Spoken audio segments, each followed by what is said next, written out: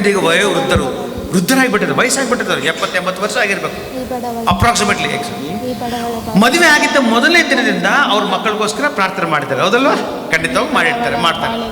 ದೇವರ ವಾಕ್ಯ ಹೇಳ್ತಾರೆ, 5ನೇ ವಚನ ನೀವು ಹೋದ್ರೆ ಅವರಿಬ್ಬರು ಯಾಜಕ ವಂಶದವರು, ದೇವರ ಆಜ್ಞೆಗಳನ್ನು ತಪ್ಪದೇ ಪಾಲಿಸ್ತಾ ಇರುವವರು, ಹೌದಲ್ಲ? ವೃದ್ಧರಾದರೂ ಕೂಡ ಅವರು ಪ್ರಾರ್ಥನೆ ಮಾಡ್ತಿದ್ರು. ಮೈ ಗುಡ್ನೆಸ್, ನಾವೇನಾರ ಸ್ವಲ್ಪ ಸಮಸ್ಯೆ ಇದ್ದಾಗ ಸಮಸ್ಯೆಗೋಸ್ಕರ ಕೆಲವೊಂದು ದಿನ ಪ್ರಾರ್ಥನೆ ಮಾಡ್ತೀವಿ, ಕೆಲವೊಂದು ತಿಂಗಳು ಪ್ರಾರ್ಥನೆ ಮಾಡ್ತೀವಿ, ಕೆಲವೊಂದು ವರ್ಷ ಪ್ರಾರ್ಥನೆ ಮಾಡ್ತೀವಿ, ಸಿಕ್ಕಿಲ್ಲ ಬಿಟ್ಟು ಬಿಡ್ತೀವಿ, ಹೌದಲ್ವಾ? ಬಟ್ ಅವ್ರು ಆ ಥರ ಮಾಡಿಲ್ಲ. ಪ್ರಾರ್ಥನೆ ಮಾಡ್ತಾನೆ ವೃದ್ಧರಾಗಿದ್ದಾರೆ. ಎದಕ್ಕೋಸ್ಕರ? ಒಂದು ಮಗುಗೋಸ್ಕರ, ಬಹುಶಃ ಮಕ್ಕಳಿಗೋಸ್ಕರ ಖಂಡಿತವಾಗಿ ಪ್ರಾರ್ಥನೆ ಮಾಡಿ. ಇದಾದ ಮೇಲೆ ಅವರಿಗೆ ವಯಸ್ಸಾಯಿತು, ಅವ್ರ ಮಕ್ಕಳಾಗೋ ಅವಕಾಶ ಇಲ್ಲ, ಚಾನ್ಸ್ ಇಲ್ಲ, ಮುಗೀತು. ಪ್ರಾರ್ಥನೆ ಮಾಡಿ ಎಷ್ಟೋ ವರ್ಷಗಳಾಯಿತು, ಮರ್ತೋಗಿರ್ಬೇಕು. ಆವಾಗ ದೂತನೇ ಹೇಳ್ತಾ ಇದ್ದಾರೆ, ಎಷ್ಟೋ ವರ್ಷಗಳ ಆದ ನಂತರ ದೇವದೂತರಲ್ಲಿ ಹೇಳೋದು, ದೇವರೇ ಅವ್ರ ಮುಖಾಂತರ ಮಾತಾಡ್ತಾನೆ. ದೇವರು ಹೇಳ್ತಾ ಇದ್ದಾರೆ, ಜಕರಯ್ಯ ಭಯಪಡಬೇಡ, ನಿನ್ನ ಪ್ರಾರ್ಥನೆಯನ್ನು ದೇವರು ಆಲಿಸಿದ್ದಾರೆ.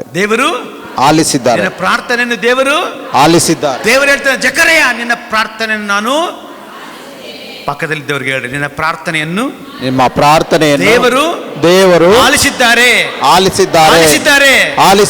ಸೆಕೆಂಡ್ ಕೊಡ್ರಿ, ಹೇಳ್ರಿ, your miracle is on the way. ದೇವರಿಗೆ ಚಪ್ಪಾಳೆ ಸ್ತೋತ್ರ ಸಲ್ಲಿಸುವ.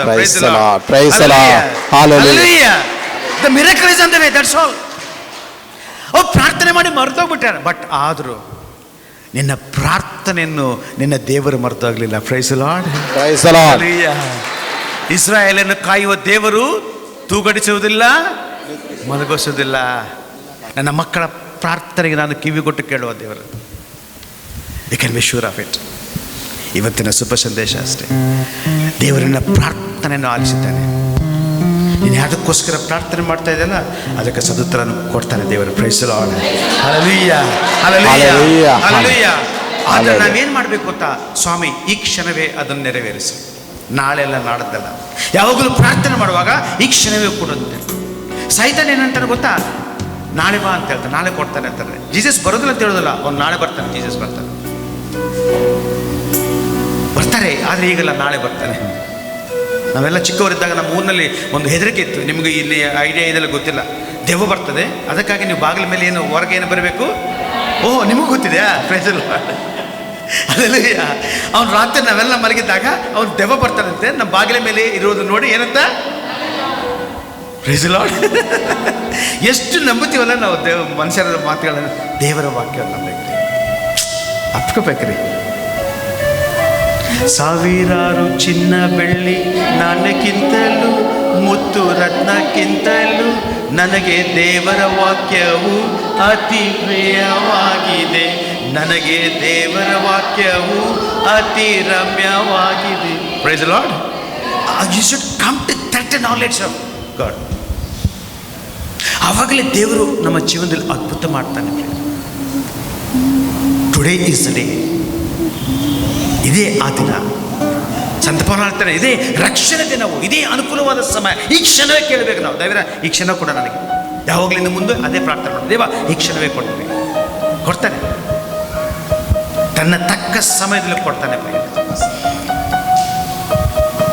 ಸಿರಾಕ್ ಗ್ರಂಥ 39ನೇ ಅಧ್ಯಾಯ, ಐ ಥಿಂಕ್ ವಚನ 16. ಸಿರಾಕ್ ಗ್ರಂಥ 39ನೇ ಅಧ್ಯಾಯ ವಚನ 16. ಬೇಜಾರಾಗ್ತದೆ? ಅತ್ಯುತ್ತಮವಾಗಿದೆ. ಒಂದು ನಿಮಿಷ ಓದ್ರಿ, ಒಂದು ನಿಮಿಷ ಬ್ರದರ್ ಫ್ರಾನ್ಸಿಸ್ ತೆಗಿರಿ. ಯಾರಾದರೂ ನೋಡ್ಕೊಳ್ಳೋಕೆ ಸಿರಾಕ್ ಗ್ರಂಥ 39ನೇ ಅಧ್ಯಾಯ ವಚನ 16. ಓದಿ ಬ್ರದರ್ ಫ್ರಾನ್ಸಿಸ್. ಅತ್ಯುತ್ತಮವಾಗಿದೆ ಸರ್ವೇಶ್ವರನ ಕಾರ್ಯಗಳೆಲ್ಲ ಸಕಾಲದಲ್ಲಿ ನೆರವೇರುವವು ಆತನ ಆಜ್ಞೆಗಳೆಲ್ಲ. Praise the Lord. Praise the Lord. Hallelujah. Hallelujah. What a beautiful word ಅಲ್ಲ. ನಾನು ಈ ವಾಕ್ಯ ಓದಿದಾಗ ಮೈ ಜುಮ್ ಅಂತು, ಮೈ ಗುಡ್ನೆಸ್, ಜುಮ್ ಅಂತು, ಎಲೆಕ್ಟ್ರಿಕ್ ಶಾಕ್ ಹೊಡೆದಂಗೆ. ನಿಮ್ಗೆ ಅನಿಸ್ಬೇಕು ಆ ಥರ. ಇನ್ನೊಂದ್ಸಲ ಓದಿ ಫ್ರಾನ್ಸಿಸ್. ಅತ್ಯುತ್ತಮವಾಗಿದೆ ಸರ್ವೇಶ್ವರನ ಕಾರ್ಯಗಳೆಲ್ಲ ಆತನ ಕಾರ್ಯಗಳೆಲ್ಲ ಅತ್ಯುತ್ತಮವಾಗಿರ್ತದೆ. ನೋಡಿ, ಇವತ್ತು 2 ಎಕ್ಸಾಂಪಲ್ ಮಾತ್ರ ನೋಡಿದ್ವಿ. ಯಾಯಿರನ ಜೀವನವು ಅವರ ಮಗಳ ಜೀವನದಲ್ಲಿ ಅತ್ಯುತ್ತಮ. ಪೇತ್ರನ ಜೀವನದಲ್ಲಿ ಒಂದು ಅದ್ಭುತ, ಅತ್ಯುತ್ತಮವಾಗಿವೆ ಅವರ ಕಾರ್ಯಗಳೆಲ್ಲ. ನೆಕ್ಸ್ಟ್, ಸಕಾಲದಲ್ಲಿ ನೆರವೇರುವವು ಆತನ ಆಜ್ಞೆಗಳೆಲ್ಲ. ಚಪ್ಪಾಳೆ ಸ್ತೋತ್ರ, ವಾಯ್ ಪ್ರೈಸ್ ಗಾಡ್, ಹಲ್ಲೆಲೂಯಾ. ಸಕಾಲದಲ್ಲಿ ನೆರವೇರ್ತವ್ರೆ ಅಷ್ಟೇ. ನಮ್ಮ ಥರ ದೇವರ ಮಾತನ್ನು ತಪ್ಪೋ ದೇವರಲ್ಲ. ಭೂಮಿ ಆಕಾಶವು ಅಗಲಿ ಹೋಗುವುದು, ಆದರೆ ನನ್ನ ವಾಕ್ಯವು ಮ್ಯಾಥ್ಯೂ 24:35 ಹೌದಲ್ವಾ? ನನ್ನ ಮಗಳು ಯಾವಾಗಲೂ ಹೇಳ್ತಿರ್ತಾರೆ, ಭೂಮಿ ಆಕಾಶವು heaven and earth will pass away but my words will never pass away. That's it. ಆ ಕನ್ವಿಕ್ಷನ್ ಬರಬೇಕು. ದೊಡ್ಡ ದೊಡ್ಡ ಪ್ರಾರ್ಥನೆ ಮಾಡಬೇಕಾಗಿಲ್ಲ. ನಾನು ಯಾವಾಗಲೂ ಒಂದು ಹೇಳ್ತೀನಿ, ನಿಮಗೆಲ್ಲ ಗೊತ್ತಿದೆ, ಸ್ವಾಮಿ ನನಗಿದು ಅವಶ್ಯಕತೆ ಇದೆ, ಭಾಳ ವರ್ಷದಿಂದ ಕೇಳ್ತಾ ಇದ್ದೀನಿ, ಇನ್ನೂ ಭಾಳ ತಡೆ ಮಾಡಿದರೆ ನಿನಗೂ ಮರ್ಯಾದೆ ಇರೋಕ್ಕಿಲ್ಲ. ಜೋರಾಗಿ ಹೇಳಬೇಕು, ನನಗೂ ಮರ್ಯಾದೆ. ಪಕ್ಕದಲ್ಲಿ ಹೇಳ್ಬೇಕು, ನಿಮಗೂ ಮರ್ಯಾದೆ ಇರಂಗಿಲ್ಲ, ನಿಮಗೂ ಮರ್ಯಾದೆ, ನನಗೂ ಮರ್ಯಾದೆ ಇರಂಗಿಲ್ಲ, ನನಗೂ ಮರ್ಯಾದೆ. Amen, amen. ಚಪ್ಪಲ್ ತಟ್ಟ ಸ್ತೋತ್ರ ಸಲ್ಲಿಸು. He's waiting to heal us. ನಮ್ಮನ್ನು ಸೌಖ್ಯ ಕೊಡಲಿಕ್ಕೆ ಅವರು ವೆಯ್ಟ್ ಮಾಡ್ತಾ ಇದ್ದಾರೆ, ನಮಗೆ ಗುಣವನ್ನು ಕೊಡಲಿಕ್ಕೆ ವೆಯ್ಟ್ ಮಾಡ್ತಿದ್ದಾರೆ. That's the power of God. ಅದಕ್ಕಾಗಿ ನನ್ನ ಜೀವನದಲ್ಲಿ ಪ್ರಾರ್ಥನೆ ಮಾಡಿದ್ದು ಇನ್ನೂ ಸಿಗಲಿಲ್ವಾ, ತಡೆ ಆಯ್ತಾ, don't worry, your miracle is on the way. ಮುಗೀತಷ್ಟೇ. ಅದ್ಭುತವು ನಿನ್ನ ಬೆನ್ನಲ್ಲೇ ಇದೆ ಅಷ್ಟೇ, ಬೆನ್ನಟ್ಟಿದೆ. Any moment it can happen. ಅಂತ ವಿಶ್ವಾಸ. ಅದಕ್ಕೆ don't be afraid, only believe. ನೀನು ಹೆದರಬೇಡ, ನಂಬಿಕೆ ಒಂದು ಮಾತ್ರ ಇಟ್ಟರೆ ಸಾಕು. ಆಗ್ತದಾ ಆಗೋದಿಲ್ವಾ, ಆಗ್ತದಾ ಆಗೋದಿಲ್ವಾ, ನಮಗಿರ್ತದೆ. ಸೈತಾನು ನಮ್ಮನ್ನು ಶೋಧನೆ ಮಾಡ್ತಾ ನಮ್ಮ ಕಾರಣಗಳು ತೋರಿಸ್ತಿರ್ತಾನೆ. ಫಾರ್ ಎಕ್ಸಾಂಪಲ್, ನಾವೊಂದು ಐಸಿಯುದಲ್ಲಿ ಇದ್ದಾವೆ ಅಥವಾ ಒಂದು ಭಯಂಕರವಾದ ರೋಗ ಇದೆ ಅಂತ ತಿಳ್ಕೊಂಡ ಯಾರಿಗಾದರೂ, ಡಾಕ್ಟರ್ಸ್ ರಿಪೋರ್ಟ್ ತೋರಿಸ್ತಾರೆ, ಸ್ಕ್ಯಾನಿಂಗ್ ತೋರಿಸ್ತಾರೆ, ಸರಿಯಾಗಿದೆ, ಭಾಳ ಮಾರಕವಾದ ರೋಗ, ನಯವಾಗಲಿಕ್ಕೆ ಚಾನ್ಸ್ ಇಲ್ಲ, ವೆರಿ 10%, 15% ಚಾನ್ಸ್ ಅಂತಾರೆ. ಅದು ನಿಜ, ಅದು ನಿಜ, ನಾವು ಅದನ್ನು ತಲೆ ಹಾಕೋದಿಲ್ಲ. ಬಟ್ ಸತ್ಯ ಏನು ಗೊತ್ತಾ, ಆತನ ಗಾಯಗಳಿಂದ ನನಗೆ ಸೌಖ್ಯವು ಸಿಕ್ಕಿದೆ. Hallelujah, hallelujah.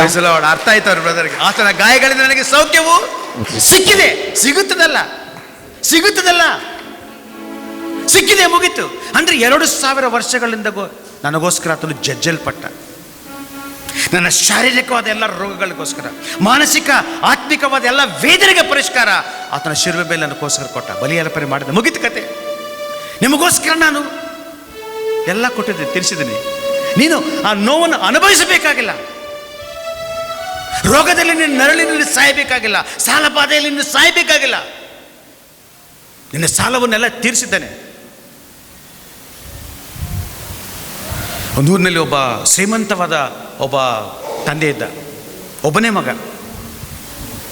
ಮಗ, ತುಂಬ ಪ್ರೀತಿಯಿಂದ ಬೆಳೆಸಿದ್ದ. ಅವನಿಗೆ ಬೇಕಾಗಿದ್ದೆಲ್ಲ ಕೊಟ್ಟಿದ್ದ. ಒಂದ್ಸರಿ ಅವನು ಕಾಲೇಜ್ ಹೋದ್ಮೇಲೆ ಕಾಲೇಜ್ನ ಫ್ರೆಂಡ್ಸ್ ಜೊತೆ ಎಲ್ಲ ತಿರುಗಾಡ್ತಿದ್ದ. ಅವನು ಒಂದು ವೆಹಿಕಲ್ಸ್ ಎಲ್ಲ ಕಾರೆಲ್ಲ ಇತ್ತು ಅವನಿಗೆ.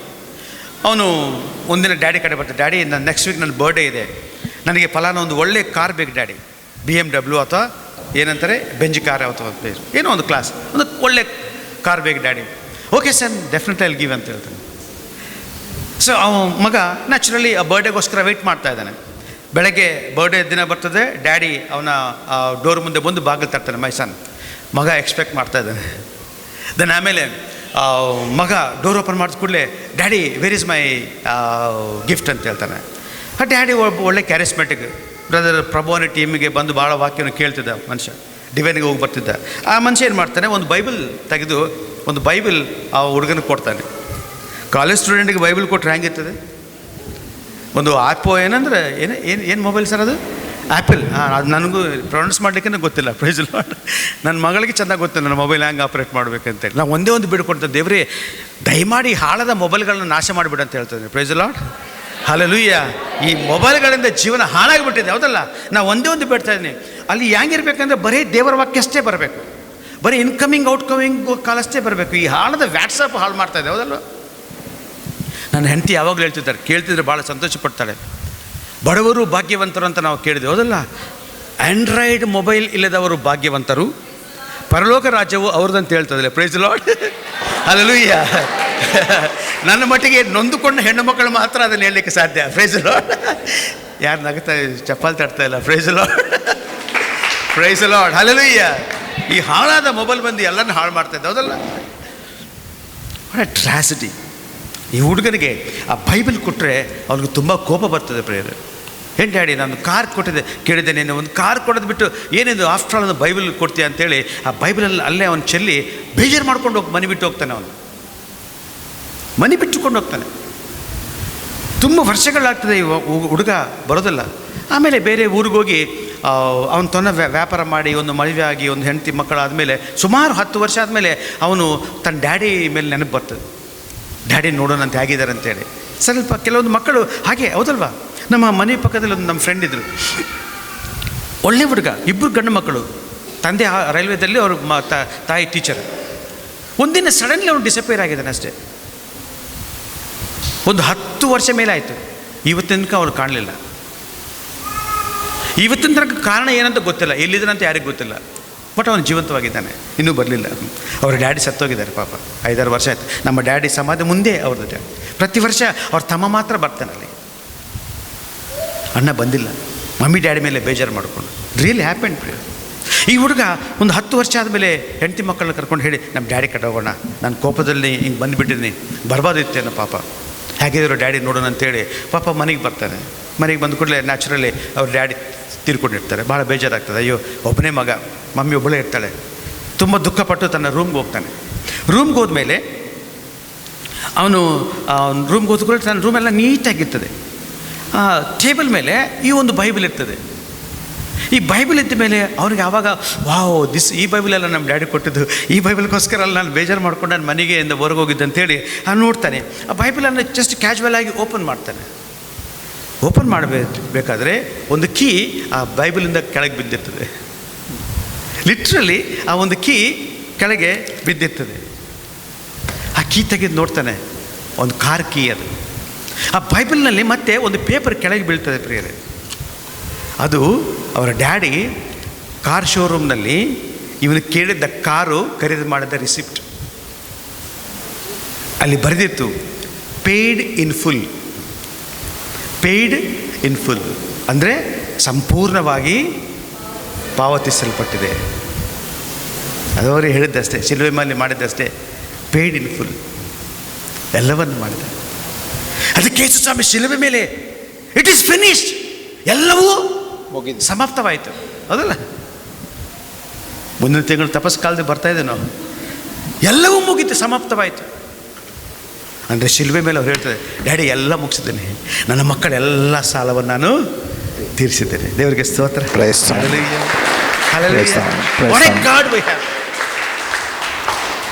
ಒಂದ್ಸರಿ ಸುಮಾರು ಐ ಥಿಂಕ್ ಒಂದು 20 ವರ್ಷ ಹಿಂದೆ ನಮ್ಮ ಮಮ್ಮಿ ತೀರ್ಕೊಂಡಿದ್ರು. ನನ್ನ ಡ್ಯಾಡಿ 40 ವರ್ಷ ಹಿಂದೆ, ನಾನು ಚಿಕ್ಕವನು ಒಂದು 16 ಇಯರ್ಸ್ ಇದ್ದಾಗ ನಮ್ಮ ಡ್ಯಾಡಿ ತೀರ್ಕೊಂಡ್ರು. Very very good friends. ನಮ್ಮ ಡ್ಯಾಡಿ ಭಾಳ ಚಿಕ್ಕ ವಯಸ್ಸಿನಲ್ಲಿ ತೀರ್ಕೊಂಡ್ರು. ನಮ್ಮಮ್ಮ ಇದ್ದರು. ನಮ್ಮಮ್ಮ ತೀರ್ಕೊಂಡ ಮೇಲೆ ತುಂಬ ಒಂಟಿ ಆಯಿತು. ಎಲ್ಲವನ್ನು ಕಳ್ಕೊಂಡೆ. ಆ ಸಮಯದಲ್ಲಿ ಎಲ್ಲವನ್ನು ಕಳ್ಕೊಂಡ್ಬಿಟ್ಟೆ. ದೇವರು ಒಂದೊಂದು ಸರಿ ತನ್ನ ಮಕ್ಕಳು, ಒಂದೊಂದು ಸರಿ ಅಲ್ಲ, ತಾನು ಆರಿಸಿಕೊಂಡ ಮಕ್ಕಳನ್ನು ಎಲ್ಲರಿಂದ ಸ್ವಲ್ಪ ಹೊತ್ತು ದೂರ ಮಾಡ್ತಾನೆ. ಅವರ ಜೊತೆ ಮಾತ್ರ ಇರಬೇಕು. Is very very possessive god. ಭಾಳ ಪೊಸೆಸಿವ್ ಇವರು. ಅವ್ರು ಯಾರನ್ನಾದ್ರೂ ಒಬ್ಬರು ಹಿಡ್ಕೊಂಡ್ರೆ ಎಲ್ಲನೂ ಬಿಟ್ಟು ಬಾ ಅಂತ ಹೇಳ್ತಾರೆ ಅವರು. ಅದೇ ಸಮಸ್ಯೆ ಅವ್ರ ಜೊತೆ. ಪೇತ್ರಗೆ ಹೇಳ್ತಾನೆ, come follow me, come follow me. ವ್ಯಾಪಾರ, ಹೆಂಡತಿ, ಮಕ್ಕಳು, ಸಂಸಾರ, ಆಸ್ತಿ, ಅಂತಸ್ತು ಎಲ್ಲ ಬಿಟ್ಕೊಂಡು ಬಾ. ಮೈ ಗುಡ್ನೆಸ್, ಎಲ್ಲ ಬಿಟ್ಕೊಂಡು ಬಂದೀವಿ ರೀ. ಬಟ್ ಅಲ್ಲಿ ಕೊಡ್ತಾನೆ 100ರಷ್ಟು 1000ರಷ್ಟು ಪ್ರತಿಫಲ ಕೊಡ್ತಾನೆ. ಅಲ್ಲಿ ಕೊಡ್ತಾನೆ. ಅಲ್ಲಿ ಚರ್ಚಲ್ಲಿ ಕೂತ್ಕೊಂಡು ನಾನು ಪ್ರಾರ್ಥನೆ ಮಾಡ್ತಿದ್ದೆ ಸಾಯಂಕಾಲ. ನಾನು ಚೆನ್ನಾಗಿ ಕೂತಿದ್ದೆ. ನಾನು ಯಾರಿಗೆ ಹೇಳಿಲ್ಲ ಅದನ್ನು. I don't know whether I told you. ನಾನು ಯಾವಾಗಲೂ ಧ್ಯಾನಕ್ಕೆ ಫಸ್ಟ್ ಡಿವೈನ್ಗೆ ಓದಿ ಬಂದ ಮೇಲೆ ನಾನು ಎಲ್ಲಿ ಹೋಗ್ತಿಲ್ಲ ಪ್ರಿಯರೇ, ಚರ್ಚ್ ಅಷ್ಟೇ. ಚರ್ಚಿ ಮನೆ ಕೆಲಸ ಅಷ್ಟೇ. ಶಿಲ್ಬೆ ನೋಡ್ತಿದ್ದೆ ನಾನು, ಯಾವಾಗಲೂ ಅವ್ನು ನೋಡ್ತಿದ್ದೆ. ನಾನು ಎಲ್ಲ ಕಲ್ತಿದ್ದು ಈ ಶಿಲುಬೆನೇ ನನಗೆ ದೊಡ್ಡ ಪಾಠಶಾಲೆ. Praise the Lord. Praise the Lord. Hallelujah. Hallelujah. Hallelujah. Hallelujah. Hallelujah. Hallelujah. ಅದಕ್ಕೆ ಯಾರೋ ದೇವರ ಭಕ್ತರು ಹೇಳ್ತಿದ್ರು, there is no greater teacher than the Holy Spirit. ಪರಿಶುದ್ಧಾತ್ಮರಿಗಿಂತ ದೊಡ್ಡ ಬೋಧಕರು ಯಾರು ಇಲ್ಲ. ಬರ್ಕೋರಿ ಬೈಬಲ್ನಲ್ಲಿ. And there is no greater sermon than the sermon on the Calvary. Calvary ಬೆಟ್ಟದ ಮೇಲೆ ಯೇಸು ಸ್ವಾಮಿ ನುಡಿದ ಆ ಪ್ರಸಂಗಕ್ಕಿಂತ ದೊಡ್ಡ ಪ್ರಸಂಗ ಪ್ರಪಂಚದಲ್ಲಿ ಇಷ್ಟು ತನಕ ಬರಲಿಲ್ಲ, ಬರೋದಿಲ್ಲ. ಆ ಕಲ್ವಾರಿ ಬೆಟ್ಟದ ಮೇಲೆ ಆ ಶಿಲುಬೆ ಮುಂದೆ ಕೂತ್ಕೊಂಡಿದ್ದೆ ನಾನು. ಎಷ್ಟೋ ವರ್ಷ ನಾನು ಜಪತಪ ಮಾಡ್ತಿದ್ದೆ. ಕನ್ನಡ ಮಾತಾಡಲಿಕ್ಕೆ ಗೊತ್ತಿಲ್ಲ, ಬೇರೆ ಭಾಷೆ ಸರಿಯಾಗಿ ಮಾತಾಡಲಿಕ್ಕೆ ಗೊತ್ತಿಲ್ಲ, ಯಾರ ಜೊತೆ ಮಾತಾಡಲಿಕ್ಕೆ ಗೊತ್ತಿಲ್ಲ. ಜನರು ನೋಡಿದ ಹೆದರಿಕೆ. ಆ ಸಮಯದಲ್ಲಿ ಒಂಟಿಯಾಗಿ ಗಂಟೆ ಕಟ್ಟಲೆ ನಾನು ಅವ್ರನ್ನ ನೋಡ್ತಾ ಇರ್ತಿದ್ದೆ. ಒಂದ್ಸರಿ ನನ್ನ ಫ್ರೆಂಡ್ ಬಂದಿದ್ದ. ಪ್ರತಿ 3 ತಿಂಗಳು ನಾನು ವಾಚ್ ಮಾಡ್ತಾ ಇದ್ದೇನೆ. ಡೈಲಿ ಮಾಸ ಆದ ಕೂಡಲೇ ಅಲ್ಲೇ ಕೂತ್ಕೊಳ್ಳೋದು. 6 ಗಂಟೆಗೆ ಪೂಜೆ ಮುಗಿತದೆ, 8-8:15 ತನಕ ಸಾಕ್ರಿಸ್ಟ್ ನನ್ನ ಫ್ರೆಂಡು. ಅವ್ರು ಕ್ಲೋಸ್ ಮಾಡೋ ಟೈಮ್ಗೆ ಬ್ರದರ್ ಕ್ಲೋಸ್ ಮಾಡೋಣ ಅಂತ ಹೇಳ್ತಿದ್ದೆ. ಆಯ್ತು ಸರ್. ಒಂದ್ಸರಿ ಬಂದಿದ್ದ, ನನ್ನ ಹೆಗಲ ಮೇಲೆ ಕೈ ತಟ್ಟ ಫ್ರೆಂಡ್. ಏಯ್ ಏನು ಮಾಡ್ತಾಯಿದ್ದೆ ನೀನು? ಏನಿಲ್ಲ, ಅವ್ರ ಜೊತೆ ಮಾತಾಡ್ತಿದ್ದೀನಿ ಕಣ. ಒಬ್ಬ ವ್ಯಕ್ತಿ ಇನ್ನೊಂದು ವ್ಯಕ್ತಿಯನ್ನು ಅತಿಯಾಗಿ ಪ್ರೀತಿಸುವಾಗ ಅವರಿಗೆ ಮಾತುಗಳು ಬೇಕಾಗಿಲ್ಲ. ಫಸ್ಟ್ ಕಣ್ಣು ಮಾತಾಡ್ತದೆ, ಆಮೇಲೆ ತುಟಿಗಳು ಮಾತಾಡ್ತವೆ, ಆಮೇಲೆ ಎದೆಯಿಂದ ಎದೆಗಳ ಭಾಷೆ. ನಾನು ಸ್ವಾಮಿ ಜೊತೆ ಮಾತಾಡ್ತಿದ್ದೆ. ಒಂದು ಸರಿ ತುಂಬ ದುಃಖ ಆಯಿತು. ಒಂದು ಸ್ಯಾಡ್ ನ್ಯೂಸ್ ನನಗೆ, ಪರ್ಸನಲ್ ನ್ಯೂಸ್ ನನಗೆ ಬಂತು. ನನ್ನ ಮಕ್ಕಳಿಗೆ ಹೇಳೋದಲ್ಲ. ಭಾಳ ಮಂದಿ ಅನ್ಕೊತಾರೆ ಹೆಣ್ಣು ಮಕ್ಕಳು ಭಾಳ ಅಳ್ತಾರೆ ಅಂತಾರೆ. Wrong sir. ನಿಮಗಿಂತ ನಾವು ಹೆಚ್ಚಿಗೆ 10 ಪಟ್ಟು ನಾವು ಅಳ್ತೀವಿ, ಕಣ್ಣೀರು ಹಾಕ್ತೀವಿ. ನೀವು ಹೊರಗೆ ಕಾಣಿಸ್ತದೆ ನೀವು ಕಣ್ಣೀರು ಹಾಕೋದು. ನಾವು ಯಾರಿಗೆ ತೋರಿಸೋದಿಲ್ಲ. ಒಂಟಿಯಾಗಿರುವಾಗ, ರಾತ್ರಿ ಎಲ್ಲ ಮಲಗಿರುವಾಗ ನಾನು ಮೊಣಕಾಳು ಹಾಕಿ ಆಳ್ತಿದ್ದೆ. ರಾತ್ರಿ 12 ಗಂಟೆಗೆ 1 ಗಂಟೆಗೆ. I really remember that. ಒಂದು ಸರಿ ಹಿಂಗೆ ಆಯಿತು. ರಾತ್ರಿ 12 ಗಂಟೆಗೆ ನನ್ನ ರೂಮ್ನಲ್ಲಿ ಒಬ್ಬನೇ ಕಾಟು ಮುಂದೆ ಮೊಣಕಾಳು ಹಾಕಿ ಆಳ್ತಾ ಇದ್ದೆ. ಗೆತ್ಸೆಮನೆ ತೋಟದಲ್ಲಿ ಯೇಸು ಸ್ವಾಮಿ ಒಂಟಿಯಾಗಿ ಪ್ರಾರ್ಥನೆ ಮಾಡೋದು ನನಗೆ ಬಂತು. ನನಗೆ, ಡ್ಯಾಡಿ ನಿಮ್ಮ ಚಿತ್ತವಾದರೆ ಈ ಪಾತ್ರೆಯನ್ನು ನನ್ನಿಂದ ತೊಲಗಿಸು. ನಾನು ಅದೇ ಪ್ರಾರ್ಥನೆ ಮಾಡಿದ್ದೆ. ಸ್ವಾಮಿ ಚಿತ್ತವಾದರೆ ಈ ದುಃಖ, ಈ ಕಣ್ಣೀರು, ಈ ವೇದನೆ ನನ್ನಿಂದ ತೊಲಗಿಸು ಸ್ವಾಮಿ. ನನಗಿಂದ ಆಗ್ತಾಯಿಲ್ಲ. ನೀವು ನಂಬ್ತಿರಿಲ್ಲ ಗೊತ್ತಿಲ್ಲ ಪ್ರೀತಿ, ನಂಬ್ತೀರಿ. ನನಗೆ ನಂಬಿದ್ದು. ನಾನು ವಿಂಡೋ ಇತ್ತು, ವಿಂಡೋದಲ್ಲಿ ಬೆಳಕು ಬರ್ತಾಯಿತ್ತು. ಸ್ಲೋಲಿ ನನ್ನ ಸ್ವಾಮಿ ಬಂದಿದ್ದ ಒಳಗೆ. ವಾವ್. ನಾನು ಮೊಣಕಾಳು ಹಾಕಿದ್ದೆ. ನನ್ನ ಸ್ವಾಮಿ ಕಾಟ್ ಮೇಲೆ ಕೂತ್ಕೊಂಡಿಲ್ಲ, ನನ್ನ ಪಕ್ಕದಲ್ಲಿ ಮೊಣಕಾಳು ಹಾಕಿದ್ದ. ನನ್ನ ತಲೆ ಮೇಲೆ ಕೈ ಹಾಕಿದ್ದ, ಸವರಿದ್ದ. ಮೈ ಸನ್. ಗೆತ್ಸೆಮನೆ ತೋಟದಲ್ಲಿ ಕೂಡ ನಾನು ಅದೇ ಪ್ರಾರ್ಥನೆ ಮಾಡಿದೆ. ಮಗನೇ, ನನ್ನ ಡ್ಯಾಡಿಗೆ ಕೇಳಿದೆ, ಈ ಪಾತ್ರೆ ನನ್ನಿಂದ ತೆಗೆದುಹಾಕು, ಈ ಒಂಟಿತನವನ್ನು, ಕಷ್ಟವನ್ನು, ಈ ಶಿಲುಬೆ ನನ್ನಿಂದ ತೆಗೆದುಹಾಕು, ಈ ಕಷ್ಟ ಸಹಿಸ್ಕೊಳ್ಳಿಕ್ಕೆ ನನಗೆ ಆಗೋದಿಲ್ಲ ಅಂತ ಪ್ರಯತ್ನ ಮಾಡಿದೆ. ಆವಾಗ ನನ್ನ ಡ್ಯಾಡಿ ಒಂದು ಮಾತಾಡಿದೆ, ಮಗನೇ ಈ ಪಾತ್ರೆ ನೀನು ಸ್ವೀಕಾರ ಮಾಡದೆ ಹೋದಲ್ಲಿ ನನ್ನ ಮಕ್ಕಳೆಲ್ಲ ಸತ್ತೋಗ್ತಾರೆ ಕಣೋ, ಅವರೆಲ್ಲ ನರಕಕ್ಕೆ ಹೋಗ್ತಾರೆ ಕಣೋ. ನೀನು ಈ ಪಾತ್ರೆಯನ್ನು ಸ್ವೀಕಾರ ಮಾಡಬೇಕು, ಈ ಶಿಲುಬೆ ನೀನು ಹೊತ್ಕೋಬೇಕು, ನನ್ನ ಮಕ್ಕಳಿಗೋಸ್ಕರ ನೀನು ಸಾಯಬೇಕು. ಅವಾಗ ನನಗೆ ಹೇಳಿದೆ, ನಥಾನಿಯಲ್ ನಿನ್ನ ಫ್ಯಾಮಿಲಿಗೋಸ್ಕರ ಈ ಸ್ವಲ್ಪ ನೋವು ನೀನು ಸಹಿಸ್ಕೋಬೇಕು ಕಣೋ. ಹೇಳಿದೆ, ಸಹಿಸ್ಕೊತೀಯ? ನಾನು ಹೇಳಿದೆ, ಸರ್ ಓಕೆ, ನಿನಗೋಸ್ಕರ ನಾನು ಸಹಿಸ್ಕೊತೀನಿ. ಇವತ್ತು ನಮ್ಮ ಮನೆಯಲ್ಲಿ ನಮ್ಮ ಮಕ್ಕಳೆಲ್ಲ ಅತಿ ಅದ್ಭುತವಾದ ಪರಿಸ್ಥಿತಿಯಲ್ಲಿದ್ದಾರೆ. ನಮ್ಮ ಅಕ್ಕನ ಮಕ್ಕಳು ನಾವೆಲ್ಲ ಪ್ರಿಯರೇ. ಒಬ್ಬ ವ್ಯಕ್ತಿ ತ್ಯಾಗ ಇಡೀ ಕುಟುಂಬವನ್ನು ಆಶೀರ್ವಾದ ಮಾಡ್ತಿದೆ. ನಾನು ಚರ್ಚಲ್ಲಿ ಒಂದು ಸರಿ ಭಾಳ ಒಂಟಿಯಾಗಿರುವಾಗ ನಾನು ಪ್ರಾರ್ಥನೆ ಮಾಡಬೇಕಾದ್ರೆ ಸುಮಾರು 45 ನಿಮಿಷ ಮೌನವಾಗಿದ್ದೆ. ಸ್ವಾಮಿನ ನೋಡ್ತಾ ಇದ್ದೆ. ಆವಾಗ ನಾನು ಕಣ್ಣೀರಿನಿಂದ, ಸ್ವಾಮಿ ನನಗೆ ಯಾರೂ ಇಲ್ಲ, ನಾನು ಅನಾಥನಾಗಿದ್ದೇನಲ್ಲ ಅನ್ಬೇಕಾದ್ರೆ ನನ್ನ ಪಕ್ಕದಲ್ಲಿ ಬಂದು ಕೂತ್ಕೊಂಡಿದ್ದ, ನನ್ನ ತೊಡೆ ಮೇಲೆ ಕಾಲು ಹಾಕಿದ್ದ. ನಥಾನಿಯಲ್ ಮಗ, ನನಗೆ ಯಾವಳು ಮಗನೇ ಅಂತಾನೆ. ನನಗೆ ಭಾಳ ದುಃಖ ಆಯಿತು ಮಗ, ನಾನು ನಿನ್ನ ಜೊತೆ ಇಲ್ಲೇನು ಅಂತ ಹೇಳಿದೆ. ನಾನು ನಿನ್ನ ಜೊತೆ ಸಾಕಷ್ಟೆ. ಕೆಲವೇ ಸೆಕೆಂಡ್ಸ್ನಲ್ಲಿ ನನ್ನ ಮನಸ್ಸಿನ ಭಾರೆಲ್ಲ ಹೋಯ್ತು, ನನ್ನ ಕಣ್ಣೀರೆಲ್ಲ ಒರೆಸ್ಕೊಂಡೆ. ಆವಾಗ ಈ ಹಾಡನ್ನು ಹಾಡಿಲ್ಲ, ಅವಾಗ ಗೊತ್ತಿಲ್ಲ.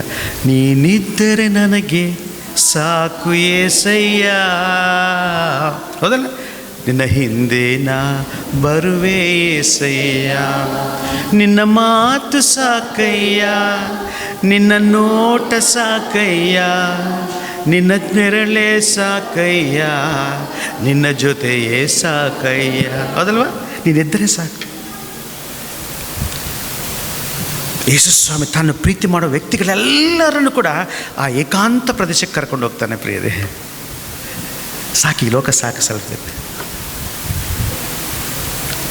ನೀನು ಕೂಡ ನಿನ್ನ ಜೀವನದಲ್ಲಿ ಒಂಟಿತನವನ್ನು ಅನುಭವಿಸ್ತಾ ಇರ್ಬೋದು. ಅದು ದೇವರ ಮಹಿಮೆಗೋಸ್ಕರ ಅಂತ ಮರ್ತೋಗಬೇಡ. ಮೋಶೆ 40 ವರ್ಷ ಮರುಭೂಮಿಯಲ್ಲಿ ಏಕಾಂಗವಾಗಿ ಜೀವನ ಮಾಡ್ತಾನೆ. ಹೌದಲ್ವ? ಐಗುಪ್ತ ದೇಶದ ಅರಸನಾಗಬೇಕಿತ್ತು ಅವನು. ನಾನು ಯಾವಾಗಲೂ ಮೋಶೆದು ಧ್ಯಾನ ಮಾಡುವಾಗ ಮೈ ಗುಡ್ನೆಸ್ ಅಂತ ಅನಿಸ್ತದೆ. ಸಕಲ ಸಂಪತ್ತು, ಐಶ್ವರ್ಯ, ಮಹಾ ಯುದ್ಧಶೂರನವನು, ಸಕಲ ವಿದ್ಯೆ ಪ್ರಾವೀಣ್ಯನಂತ ಹೇಳ್ತಾರೆ. ಎಲ್ಲವನ್ನು ಬಿಟ್ಟುಕೊಂಡು ಏನು ಮಾಡಬೇಕು? ಮರುಭೂಮಿಗೆ ಓಡೋಗ್ತಾನೆ. ಹೌದಲ್ಲ? ತನ್ನ ಪ್ರಾಣವನ್ನು ಕಾಪಾಡಿಕೊಳ್ಳಿಕ್ಕೆ ಮರುಭೂಮಿಯಲ್ಲಿ 40 ವರ್ಷ. My goodness. ನಾವೆಲ್ಲ ಹೋಗಿದ್ದೀವಿ ಭಾಳ ಮಂದಿ ಇಸ್ರಾಯೇಲ್ ದೇಶಕ್ಕೆ. ಹೌದಲ್ಲ? ಐಗುಪ್ತ ದೇಶಕ್ಕೆ ಹೋಗಬೇಕಾದ್ರೆ, ಸೀನಾಯಿ ಬೆಟ್ಟವನ್ನು ನಾವು ಪ್ರಯಾಣ ಮಾಡಬೇಕಾದ್ರೆ ಮರುಭೂಮಿ, ಮನುಷ್ಯನಿರೋದಿಲ್ಲ ಅಲ್ಲಿ. ಬೆಟ್ಟ ಗುಡ್ಡಗಳು ಎಲ್ಲ, ಅಲ್ಲಿ ಒಂದು ಹುಲ್ಲು ಬೇರೆ ಇರೋದಿಲ್ಲ. ಒಂಟಿ ಪ್ರಯಾಣ, 700 ಕಿಲೋಮೀಟರ್ ಪ್ರಯಾಣ ಮಾಡ್ತಾನೆ ಐಗುಪ್ತದಿಂದ ವಾಗ್ದಾನ ದೇಶಕ್ಕೆ, ಮೀಡಿಯನ್ ದೇಶಕ್ಕೆ, ಸೌದಿ ಅರೇಬಿಯಾಗೆ. ತನ್ನ ಮಾವನ ಕುರಿಗಳನ್ನು ಕಾಯ್ತಾರಂತೆ ದೇವರ ವಾಕ್ಯ ಹೇಳ್ತದೆ. ಪ್ರಿಯರೇ, ಎಂಥ ಒಂದು ಭಯಾನಕ ಸ್ಥಿತಿ ಅಲ್ಲ. ಒಬ್ಬ ದೇಶದ ಅರಸನು ಒಬ್ಬ ವ್ಯಕ್ತಿಯ ಕುರಿಗಳನ್ನು ಕಾಯ್ತಾನೆ, ತನ್ನ ಸ್ವಂತ ಕುರಿಗಳು ಅಲ್ಲ. ಬೆಟ್ಟವನ್ನು ಹತ್ತಬೇಕು, ಕಣಿವೆಗಳು ಇಳಿಬೇಕು, ಬಿಸಿಲು, ಮಳೆ, ಚಳಿಗೆ ನಡುಗುತ್ತಾ ಇರಬೇಕು. ನೀವು ಯಾವಾಗಲೂ ಟೈಮ್ ಇದ್ದರೆ 10 ಕಮಾಂಡ್ಮೆಂಟ್ಸ್ ಮೂವಿ, ಓಲ್ಡ್ ಮೂವಿ ನೋಡಬೇಕು. ವಾವ್! ಮೋಶೆ ಮರುಭೂಮಿಯಲ್ಲಿ ನಡುತ್ತಾ ನಡುತ್ತಾ ನೀರು ಎಲ್ಲ ಮುಗಿದೋಗ್ತದೆ, ನಡಲಿಕ್ಕೆ ಶಕ್ತಿ ಇಲ್ಲ, ಕೈಯಲ್ಲೊಂದು ಕೋಲು ಮಾತ್ರ. ಎಂಥ ಪರಿಸ್ಥಿತಿ ಬರ್ತದೆ ಅಂದರೆ ದೋಗಾಡ್ಕೊತ ಹೋಗ್ತಿರ್ತಾನೆ. ಮುಗೀತು ನನ್ನ ಕೆಲಸ ಮುಗೀತು. ಅಪಸ್ಮಾರಕ ಸ್ಥಿತಿಯಲ್ಲಿ ಬಿದ್ದು ಬೀಳ್ತಾನೆ. ಮುಗೀತು ನನ್ನ ಜೀವನ. ರಾತ್ರಿ ಮಲಗ್ತಾನೆ, ಬೆಳಗ್ಗೆ ಎದ್ದೇಳ್ತಾನೆ. ಒಂದು ಗಂಟೆಗಳ ಶಬ್ದ ಬರ್ತದೆ. ಕಣ್ಣಿತ್ತು ನೋಡ್ತಾನೆ, ಕೆಲವೊಂದು ಗಿಡಗಳು, ಕೆಲವೊಂದು ಕುರಿಗಳು. ವಾವ್! ಒಂದು ಬಾವಿ. ತಾನು ಎಲ್ಲಿ ಮುಗಿತಂತ ಅನ್ಕೊಂತಾನೋ, ದೇವರು ತನ್ನ ಕಾರ್ಯವನ್ನು ಅಲ್ಲಿಂದ ಮೋಸೆ ಜೊತೆ ಪ್ರಾರಂಭ ಮಾಡಲಿಕ್ಕೆ ಶುರು ಮಾಡಿದ್ದಾನೆ. Praise the Lord. ತನ್ನ ಜನಾಂಗಗಳಿಗೆ ನಾಯಕನಾಗಿ ಮಾಡಿದ್ದಾನೆ. ಪ್ರಿಯರೇ, ಇವತ್ತು ನಿನ್ನನ್ನು ಕೂಡ ದೇವರು ಆ ರೀತಿಯಲ್ಲಿ ಆರಿಸಿಕೊಳ್ತಾನೆ. ನೀವು ಅಕಸ್ಮಾತಾಗಿ ಇಲ್ಲಿ ಬಂದಿಲ್ಲ ಪ್ರಿಯರೇ, ದೇವರ ಯೋಜನೆ ಇತ್ತು ನೀವು ಇಲ್ಲಿ ಬರಬೇಕಂತೇಳಿ, ಈ ವಾಕ್ಯವನ್ನು ಆಲಿಸಬೇಕಂತೇಳಿ. ನಿನ್ನ ಜೀವನದಲ್ಲಿ ಒಂಟಿತನವನ್ನು ಅನುಭವಿಸ್ತಾ ಇದೆಯಾ? ಏಕಾಂಗಿತನವನ್ನು ಅನುಭವಿಸ್ತಾ ಇದೆಯಾ? ನೋವು ಅನುಭವಿಸ್ತಾ ಇದೆಯಾ? ಯಾರು ನಿನ್ನ ದುಃಖವನ್ನು ಅರ್ಥ ಮಾಡಿಕೊಳ್ಳಿದ್ರೆ ಅಂತ ಅನ್ಕೊತಾ ಇದೆಯಾ? ಗಾಬ್ರಿಯೇಲ ದೂತನು ಜಕರ್ಯಗೆ ಹೇಳಿದ, ನನಗೆ ಹೆದರಬೇಡ, ದೇವರು ನಿನ್ನ ಪ್ರಾರ್ಥನೆಯನ್ನು ಆಮೆನ್ ತಕ್ಕ ಸಮಯಕ್ಕೆ ತನ್ನ ವಾಗ್ದಾನವನ್ನು ನೆರವೇರಿಸ್ತಾನೆ. ಪ್ರಿಯರೇ, ದೇವರು ನಿನಗೇನಾದ್ರು ವಾಗ್ದಾನ ಮಾಡಿದಾನ, ಜಸ್ಟ್ ಡೋಂಟ್ ವರಿ. ದೇವರಿಗೆ ಪುನಃ ಹೇಳ್ತಾರೆ, ಸ್ವಾಮಿ ಹೇಳಿದ್ಯಾ, ಯಾವಾಗ ನೆರವೇರಿಸ್ತಾರೆ? ನೆರವೇರಿಸಿ. ನಮ್ಮ ಅಕ್ಕ ಯಾವಾಗಲೂ ಹೇಳ್ತಾರೆ, ಅದಾನೆ ಲೈ, ನಾವು ಭಿಕ್ಷಕರಲ್ಲ ಕಣೋ, ದೇವರ ಮಕ್ಕಳು. ನಾವು ಭಿಕ್ಷೆ ಬಿಡಬಾರದು. ಸ್ವಾಮಿ ಇದು ಕೊಡು ಅದು ಕೊಡು ಅಂತೇಳಿ. ಒಂದು ಮಗು ತನ್ನ ತಂದೆಗೆ ತಾಯಿಗೆ ಭಿಕ್ಷೆ ಬಿಡ್ತಾಳ, ಡ್ಯಾಡಿ ಇದು ಬೇಕಂತ ಕೇಳ್ತಾಳೆ. ಧೈರ್ಯದಿಂದ ಕೇಳಬೇಕು, ವಿಶ್ವಾಸದಿಂದ ಬೇಡಬೇಕು. ನಾನು ಕೇಳಿದ್ದು ನಮ್ಮ ದೇವರು ಕೊಡ್ತಾರೆ. ಯಾಕೆ ಕೊಡೋದಿಲ್ಲ? ಕೊಡಲೇಬೇಕು. ಕೊಡಲಿಂದ ಅವರು ಸುಳ್ಳುಗಾರರಾಗ್ತಾರೆ. ಆದರೆ ಸುಳ್ಳುಗಾರರಾಗಲಿ ಚಾನ್ಸ್ ಇಲ್ಲ. ದೇವರು ಸತ್ಯ ಸ್ವರೂಪಿ. ತಾನು ನುಡಿದಂತೆ ಅವರು ಮಾಡ್ತಾರೆ. ನಮ್ಮ ಸರ್ಕಾರ ನುಡಿದಂತೆ ಮಾಡಲಿಕ್ಕಿಲ್ಲ.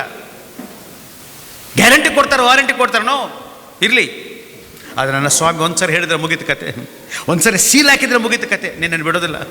ನೀನು ಎಲ್ಲಿ ಹೊಡೆದು ಎತ್ತಾಕೊಂಡು ಬರ್ತಾರೆ ಮತ್ತೆ. ಅವ್ರ ವಾಗ್ದಾನ ಪ್ರಿಯರೇ. ಆದರೆ ಎಲ್ಲವನ್ನು ತ್ಯಜಿಸ್ಕೊಳ್ಳಿಕ್ಕೆ ನಾವು ಸಿದ್ಧರಾಗಿರ್ಬೇಕಷ್ಟೇ. ಅದಕ್ಕೆ ಪೇತ್ರ ಹೇಳ್ತಾರೆ, ಸ್ವಾಮಿ ನಾವೆಲ್ಲವನ್ನು ಬಿಟ್ಟಿವಲ್ಲ, ನಮಗೇನು ಸಿಗ್ತದೆ? ವಾವ್! ಯಾರು ನನಗೋಸ್ಕರ, ನನ್ನ ಹೆಂಡತಿಗೋಸ್ಕರ, ನನ್ನ ಸ್ವಾರ್ಥಕ್ಕೋಸ್ಕರ ತನ್ನ ತಂದೆ ತಾಯಿ ಹೆಂಡತಿ ಮಕ್ಕಳು ಎಲ್ಲ ಆಸ್ತಿ ಅಂತಸ್ತನ್ನು ಬಿಡ್ತಾರೋ, ನಾನೇನು ಮಾಡ್ತೇನೆ? 100 ಪಟ್ಟು ಕೊಡ್ತೀನಿ. ಎಷ್ಟು? 100 ಪಟ್ಟು ನಿತ್ಯ ಜೀವನ ಕೂಡ ಕೊಡ್ತೇನೆ. ಅದರ ಜೊತೆ ಮತ್ತೂ ಒಂದು ಆ್ಯಡ್ ಮಾಡಿದ್ದೇನೆ, ಹಿಂಸೆಗಳನ್ನು ಕೂಡ ಕೊಡ್ತೀನಿ. Praise the Lord. ಹಲ್ಲೆಲೂಯಾ. ತಾಳಿದವನು ಯಾರು ಅಂಥದವರೆಗೂ those who wait till the end only will be saved. ಕೊನೆಯ ತನಕ ವೆಯ್ಟ್ ಮಾಡೋರು ಮಾತ್ರ ರಕ್ಷಣೆ ಹೊಂದ್ತಾರೆ. Praise the Lord. ಅದ್ದದರೆ ಬಿಡಬೇಡ್ರಿ. ಪ್ರಯಾಣ ಮುಗಿಸಿದ್ವಿ, ಮುಗೀತು. ಪ್ರಯಾಣ ಮಾಡಿದ್ವಿ, ಮಧ್ಯದಲ್ಲಿ ಬಂದೆವು, ಮುಗೀತು. ಸತ್ರೆ ಅವ್ರಿಗೋಸ್ಕರ ಸಾಯನ, ಬ್ರದರ್ ಯಾವಾಗಲೂ ಹೇಳ್ತಾರೆ ಸತ್ತು ಅಲ್ಲ ಯೇಸು ಸ್ವಾಮಿನ ಬಿಟ್ಟಿದ್ದು ಏನು ಮಾಡ್ತೀಯ? Where is A choice? ಎಲ್ಲಿದೆ ಚಾಯ್ಸ್ ಹೇಳಿ ನಿಮಗೆ? ಹೌದಲ್ವಾ? ಒಂದ್ಸರಿ ವಿಚಾರ ಮಾಡಬೇಕು ನಾವು. ನಿನ್ನನ್ನು ಬಿಟ್ಟು ನಾನು ಎಲ್ಲಿ ಹೋಗಬೇಕು? ಪೇತ್ರ ಕೇಳ್ತಾನೆ, ನಾವೆಲ್ಲಿ ಹೋಗ್ಬೇಕು? What you are talking Jesus? ನನ್ನ ಮಟ್ಟಿಗೆ ಯೇಸು ಪೀತರಿಗೆ ಭಾಳ ಕೋಪ ಬಂದು ಕೇಳಿರ್ಬೇಕಂದು, ಹೌದಲ್ವಾ? ಎಲ್ಲರೂ ಹೋಗ್ತಾರೆ. ಯಾರು ನನ್ನ ಮಾಂಸವನ್ನು ತಿಂದು ನನ್ನ ರಕ್ತವನ್ನು ಕುಡಿಯದೇ ಇರ್ತಾರೋ ಅವ್ರಿಗೆ ನಿತ್ಯ ಜೀವವಿಲ್ಲ ಅಂತ ಹೇಳಿದುಕೊಳ್ಳೆ ಅವ್ರ ಸುತ್ತಮುತ್ತ ಸೇರುವ 5,000 ಜನರು ಎಲ್ಲ ಬಿಟ್ಟು ಹೋಗ್ತಾರೆ, ಹೌದಲ್ವಾ? ದೇವರ ವಾಕ್ಯ ಹೇಳ್ತಾನೆ, ಎಷ್ಟೋ ಮಂದಿ ಶಿಷ್ಯರು ಕೂಡ ಅವನು ಬಿಟ್ಟು ಹೋಗ್ಬಿಡ್ತಾರೆ. ಮುಗೀತು ಕತೆ. ಮೈ ಗುಡ್ನೆಸ್, 5,000 ಕಾಂಗ್ರಿಗೇಷನ್ ನಾನು ಬಿಟ್ಕೊಂಡೆ. My goodness. ನತಾನೇಲ್ ಆ ಪ್ಲೇಸ್ನಲ್ಲಿ ಇದ್ದರೆ ಒಂದು ಹೇಳ್ತಾರೆ, ವೇಟ್ ಹೋಗ್ಬೇಡಿ. ನನ್ನ ಉದ್ದೇಶ ಆ ಥರ ಅಲ್ಲ. ಕಾಂಪ್ರಮೈಸ್ ಆಗ್ತಿದೆ ನಾವು ಎಲ್ಲರೂ. ಅದು ಕೂಡಲೇ ಯೇಸು ತನ್ನ 12 ಮಂದಿ ಶಿಷ್ಯರಿಗೆ ಹೇಳ್ತಾನೆ, ನೀವು ಕೂಡ ಹೋಗ್ತೀರಾ? ಹೋಗಿ. ಬಟ್ ನಾನು ಕಾಂಪ್ರಮೈಸ್ ಆಗೋದಿಲ್ಲ. ಪೇತ್ರ ಒಂದು ಮಾತನ್ನು ಹೇಳ್ತಾನೆ, ಸ್ವಾಮಿ ನಿಮ್ಮನ್ನು ಬಿಟ್ಟು ನಾವು ಎಲ್ಲಿ? ಪೇತ್ರ ಏನು ಹೇಳ್ತಾರೆ ಗೊತ್ತಾ? ವಾಟ್ ಯು ಮೀನ್ ಜೀಸಸ್ ಅಂತ ಕೇಳ್ತಾನೆ. ಏನು ಮಾತಾಡ್ತಿದೆ ಸ್ವಾಮಿ?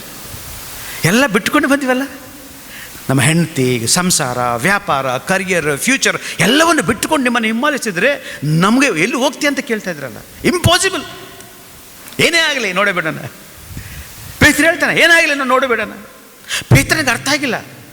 ಅಲ್ಲಿ ಪರಿಸರರು, ಶಾಸ್ತ್ರಜ್ಞರು, ಧರ್ಮಶಾಸ್ತ್ರ ಬೋಧಕರು, ಎಲ್ಲರೂ ಪಂಡಿತರು ಅಲ್ಲಿದ್ದರು. ಅವ್ರಿಗೆ ಅರ್ಥ ಆಗಲಿಲ್ಲ ಯೇಸು ಸ್ವಾಮಿ ಹೇಳಿದ ಮಾತು. ಪೇತ್ರನಿಗೆ ಮಾತ್ರ ಅರ್ಥ ಆಯಿತು. ಬೆಸ್ತನು, ಸಿಂಪಲ್ ಮ್ಯಾನ್. ಏನು ಹೇಳ್ತಾನೆ? ಜೀವಂತ ದೇವರ ಮಗರು ನೀವು ರಾಜ. Hallelujah. You are the son of the Most High God. ನೀವು ಹೇಳಿದ್ರೆ ನನಗೆ ಅರ್ಥ ಆಗ್ತಾ ಇಲ್ಲ ಸ್ವಾಮಿ, ನನಗೆ ಅರ್ಥ ಆಗ್ತಾ ಇಲ್ಲ. ಈ ಒಂದು ಚಿಕ್ಕ ಮೆದುಳಿಗೆ ಅದು ಅರ್ಥ ಆಗೋದಿಲ್ಲ. ಬಟ್ ನೀನು ಹೇಳಿದ್ದು ಸತ್ಯ ಅಂತ ನನಗೆ ಗೊತ್ತಿದೆ. Praise the Lord. Hallelujah.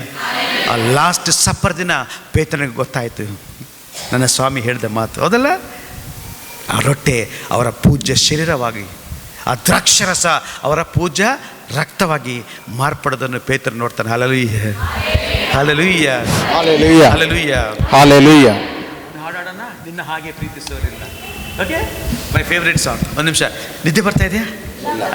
ರಾತ್ರಿಯಲ್ಲಿ ಹೇಗೆ ಹೇಳ್ಬೇಕಂತ ಅನಿಸ್ತದೆ ನನಗೆ. Praise the Lord. ಕೂತ್ಕೊಳ್ಳೋಣ. Let us not get disturb ಆಗೋದು ಬೇಡ. Let's close our ice.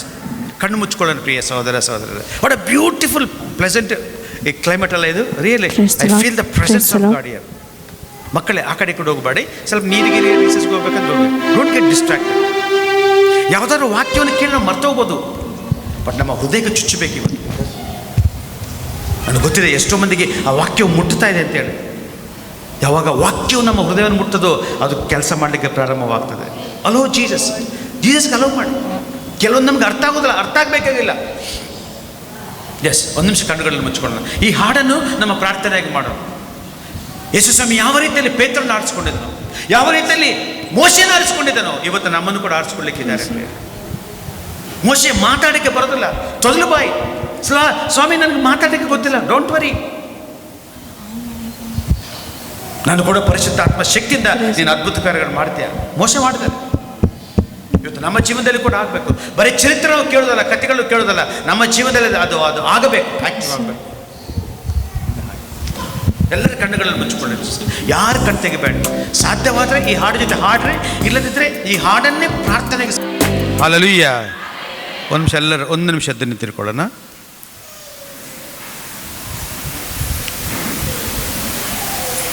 ವಾಕ್ಯವನ್ನು ಕೇಳುವಾಗ ನಮಗೆ ದೇವರ ಮೇಲೆ ಭರವಸೆ ಬರಬೇಕು. ಹೌದು ಸ್ವಾಮಿ, ನಿಮ್ಮಿಂದ ಸಮಸ್ತವೂ ಸಾಧ್ಯ. ನಾನು ಹೇಳಿದಲ್ಲ, ಡಾಕ್ಟರ್ಸ್ ರಿಪೋರ್ಟ್ ಅದು ನಿಜ, ಸತ್ಯ ದೇವರ ವಾಕ್ಯ. ಡಾಕ್ಟರ್ಸ್ ರಿಪೋರ್ಟ್ ನಿಜ, ಅದು ಹಾಗೆ ಸಮಸ್ಯೆ ಇದೆ, ಟ್ಯೂಮರ್ ಇದೆ, ಆಪರೇಷನ್ ಮಾಡಬೇಕು, ಹಾರ್ಟ್ ಬ್ಲಾಕ್ ಆಗಿದೆ, ಆಪರೇಷನ್ ಮಾಡಬೇಕು. ಅವ್ರು ಹೇಳಿದ್ದಾರೆ, ಎಸ್, ಅವ್ರು ನಾವು ಗೌರವಿಸ್ತೇವೆ. ಬಟ್ ಅದಕ್ಕಿಂತ ಹೆಚ್ಚಿಗೆ 100 ಪಟ್ಟು ನಾವು ದೇವರ ವಾಕ್ಯದಲ್ಲಿ ನಾವು ನಂಬಿಕೆ ಇಡ್ತೇವೆ. ಹೌದು ಸ್ವಾಮಿ, ನಿಮ್ಮಿಂದ ಅಸಾಧ್ಯವಾದದ್ದು ಹೇಳಿ. ನಿಮ್ಮಿಂದ ಅಸಾಧ್ಯವಾದದ್ದು, ನಿಮ್ಮಿಂದ ಅಸಾಧ್ಯವಾದದ್ದು. ದೇವರು ನಮ್ಮ ಜೊತೆ ಇರುವಾಗ ನಮಗೆ ವಿರೋಧಿ, ದೇವರು ನಮ್ಮ ಜೊತೆ ಇರುವಾಗ ನಮಗೆ ವಿರೋಧಿ. ದೇವರಿಗೆ ಚಪ್ಪಾಳೆ ತಟ್ಟ ಸ್ತೋತ್ರ ಸಲ್ಲಿಸುವ. ಅದಕ್ಕೆ ಕೀರ್ತನೆಕಾರನು 91 ಹೇಳ್ತಾನೆ, ನಿನ್ನ ಪಕ್ಕದಲ್ಲಿ 1000 ಮಂದಿ ಬಿದ್ದರು 10,000 ಪಕ್ಕ ಈ ಬಲ ಕಡೆ ಬಿದ್ದರೂ ಕೂಡ ನಿನಗೆ ಯಾವ ಕೇಡು that is a prayer, that is a faith. ಏನೇ ಆದರೂ ಕೂಡ ನನ್ನ ದೇವರು ನನ್ನ ಕೈ ಬಿಡೋದಿಲ್ಲ. ಒಂದು ನಿಮಿಷ ಕೂತ್ಕೊಳ್ಳೋಣ. ಸ್ವಲ್ಪ ಜೋರಾಗಿ ಚಪ್ಪಾಳೆ ತಟ್ಟ ಸ್ತೋತ್ರ ಸಲ್ಲಿಸೋ ದೇವರಿಗೆ. ನನಗಲ್ಲ, ದೇವರಿಗೆ ಚಪ್ಪಾಳೆ ತರಿಸಬೇಕು. ಸಾಲ್, thank you for this word of god. Thank you for this word of god. ಒಂದು ನಿಮಿಷ ನೀವು ನೆನೆಸ್ಕೊಳ್ಳಿ. ಎಷ್ಟೋ ಪ್ರಾರ್ಥನೆಗೆ ಧ್ಯಾನಕೂಟಗಳಿಗೆ ಹೋಗಿದ್ವಿ. ಬ್ರದರ್ ಮುಖಾಂತರ, ದೇವರ ಸೇವಕರ ಮುಖಾಂತರ, ಗುರುಗಳ ಮುಖಾಂತರ ಎಷ್ಟೋ ಜನರು ನಿಮಗೆ ಕೆಲವೊಂದು ವಾಗ್ದಾನಗಳನ್ನು, ಪ್ರವಚನಗಳನ್ನು ಹೇಳಿದ್ದಾರೆ. ಮಕ್ಕಳು